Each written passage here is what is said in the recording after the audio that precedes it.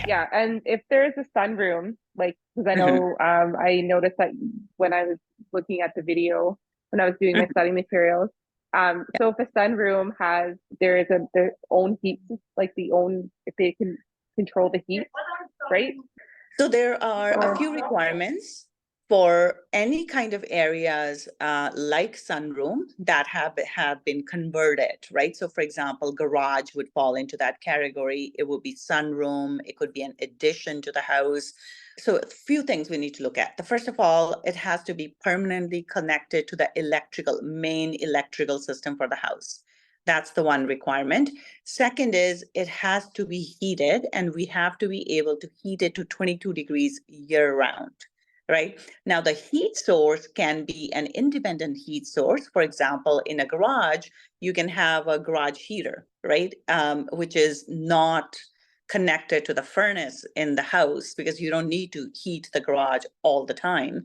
So it doesn't have to be connected to the main heating system of the house. So it can have its own independent heating system, like your garage heater. So that's the second requirement is we have to be able to heat the place to 22 degrees year round. And it needs to have its own, so it can have its own heating source, but it needs to have a heating source. The electrical, it has to be connected to the main electrical. And the next one is that it has to be on a permanent footing. So that means it has to be like, it cannot be a shed that we get from Home Depot and we attach it to the house and call it extra space. No, it has to be on like a foundation, right? It's permanent on a permanent foundation, not something that we can just attach and then detach. So either on a concrete slab, permanent foundation. So that's the third requirement. So all those requirements, the three requirements have to be met in order for us to include that space in our above grade measurements. okay, sounds good. That makes sense. So, and then if we're like, if you basically have a concrete slab, let's say for an example, the seller has a concrete slab already, and they Mhm. ended up putting the shed on top of the concrete slab. Is that Mhm. considered, that's okay? Like we could include that, or No, but see if the shed doesn't have insulation, you won't be able to heat it to 22 degrees year round. exactly. Okay, sounds good. And then if it's a garage that has an actual heat inside the garage, then Yeah. we could include that. Well, not as a garage, but if it has been converted to living space. So sometimes people will take their garage and they will convert it to a room, right? That maybe a child is using, or like a son or daughter who's grown up, they may be using that as their room, or they may be renting that space out or something like that, right? They have converted it into a studio apartment. So in that case, we can use that, but normally we don't include garage space in the above grade. But it is, if it's converted into living space, then we can, but then it has to meet all those requirements for us to be able to include it. Okay, sounds good. Thank you. Actually, since we are on that topic, I will continue that topic and add one more thing to it. And this is all the things that you asked were important, and this one as well. Okay, so the next one is the stairs, right? So if somebody has vaulted ceilings and you have, so how do you account for the second floor space?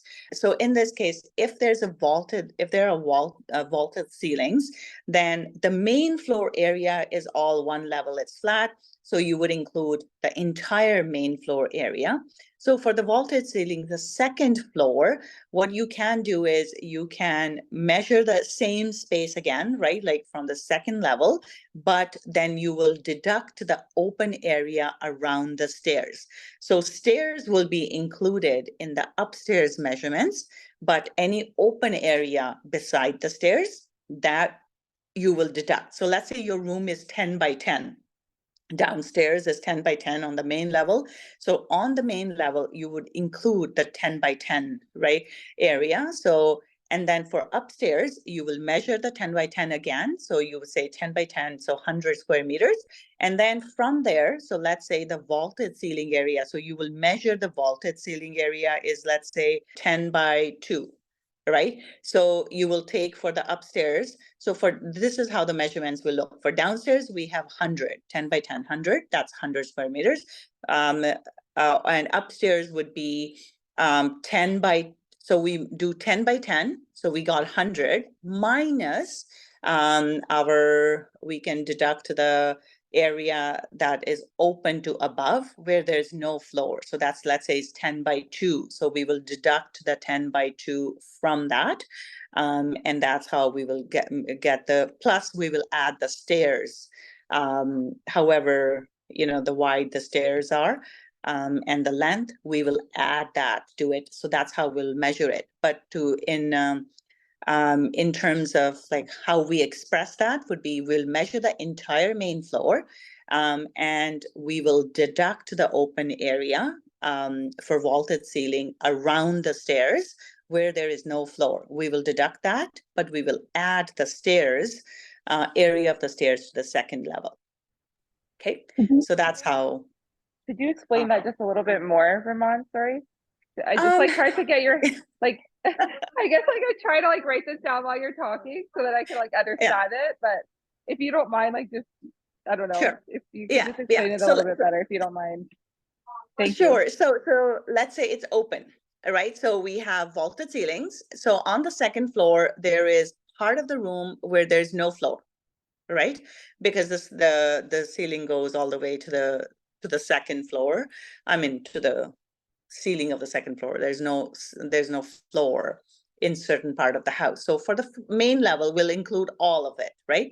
So if it's 10 by 10, we'll include 10 by 10 for the main level. So for the second level, generally, it would also be 10 by 10. But in this case, because there is open space that does not have floor on it, we cannot use that. We cannot count that space, right? So our equation will look like 10 by 10, 10 by 10, which is 100 for the main level. So we got that. And then for the second level, we will do the 10 by 10 again. So 10 by 10, then minus, let's say the open area is 10 by 2, all right? So we will take 10 times 2, so 20. So 100 minus 20, right? Plus we have to add the area of the stairs on top of that. So let's say area of the stairs is 1 by 8, right? So 8, we will add that to our calculations. So that's how we will calculate the area of the second floor. So basically, or in words, the way we would express that would be, you include the entire area for the main floor. And then for the second floor, we will include the stairs, area of the stairs in the second floor, but we will deduct the open area around the stairs. So basically, the area that does not have or the area that is open, we deduct that from the calculation. Okay, that makes sense. Yeah, thank you. Okay. Yeah, you're welcome. So just to confirm, we always include stairs opening.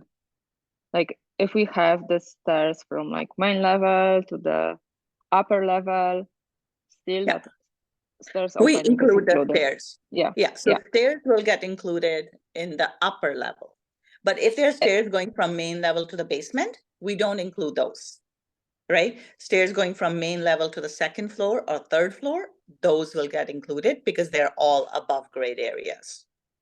I didn't get that. Like going to the basement, why we don't include it? Like we don't include it in the basement is below grade. But no, on the main floor, No, because see, main floor is the grade level, right? Yeah. So the stairs are going downstairs. We don't include that area, period. So stairs or no stairs, we don't include below grade area. But the stairs start at the main level, so we don't include that opening in the main level? No, but they go below the main level. Oh. All right, so we don't include, so let me give you an example. So let's say, I'm picking paint colors for our house.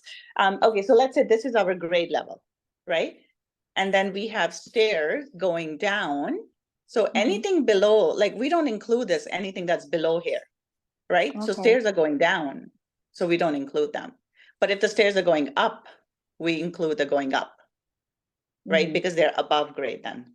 So if they're going down, we don't include them because they're below grade. Anything below grade, we don't include. Okay, I see. And then Yeah. like when they're going up, we include them in the main No, floor in the area second, and the upper. Okay, not on the main floor, on the second level. if they're going up, like, so we need to exclude them from the main level? No. Like, so on the main floor, this is our main Yeah. floor, right? Grade Yeah. level. There's not Yeah. like we just calculate length times width, Mhm. right? So when the stairs are going up like this, so then we have to take the length times width of the stairs, and that gets added to the upstairs, right? Because there's nothing to add to the main floor. It's already Mhm. accounted for, right? Yeah. So the second one, this one here, so that gets added to the second floor Okay. area. Thank you. Yeah. So the way we would calculate second floor area would be the same. So let's say you have the main floor and second floor, right? So they're about the same size in my scenario here. So let's say, so it's the same. So this plus the stairs, my stairs, that will be the total area.